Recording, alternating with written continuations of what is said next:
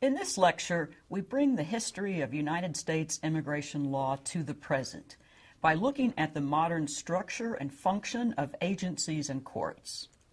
The most important federal agency is the U.S. Department of Homeland Security, and as we will see, the major immigration agencies report directly to the Secretary of Homeland Security. This slide, in fact, shows divisions within the Department of Homeland Security. It's a little bit hard to see, but I'll explain it to you, and you don't need to memorize this for purposes of the course.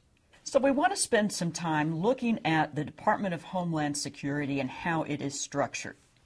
If you look at the slide, the bottom row, I want to point out the three agencies that are most important: U.S. Customs and Border Protection, U.S. Citizenship and Immigration Services, and then U.S. Immigration and Customs Enforcement, and that latter is colloquially known as ICE.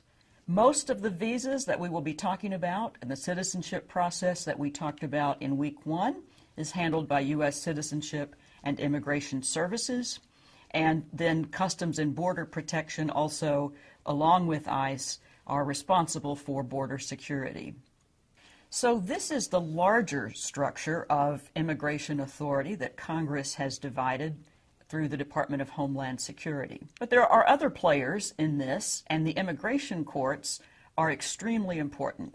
Immigration court is not like a traditional court. It is, in fact, an administrative agency run by an administrative law judge known as the immigration judge. There are 54 immigration courts in the United States. They are concerned with deportations, and very often, as we noted earlier, the litigants do not appear with attorneys for these proceedings. It is possible to appeal an adverse decision to the Board of Immigration Appeals.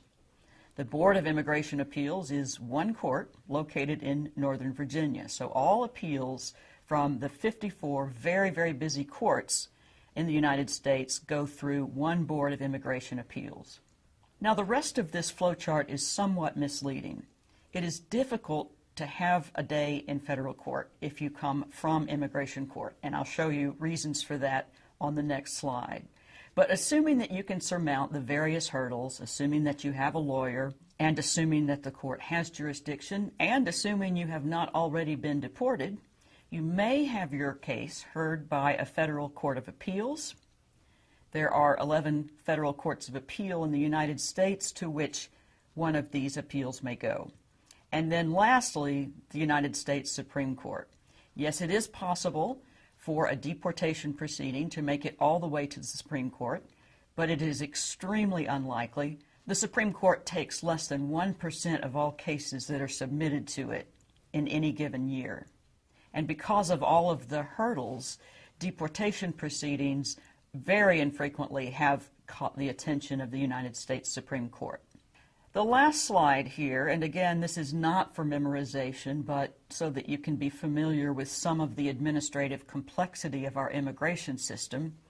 What it shows is a flowchart of how a typical deportation case might proceed.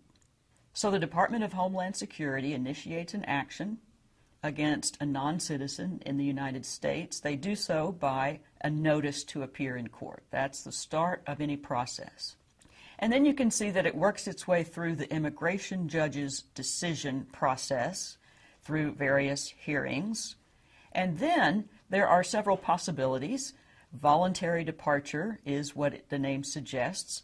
Rather than have a formal deportation order entered against you, the person simply agrees to leave the country.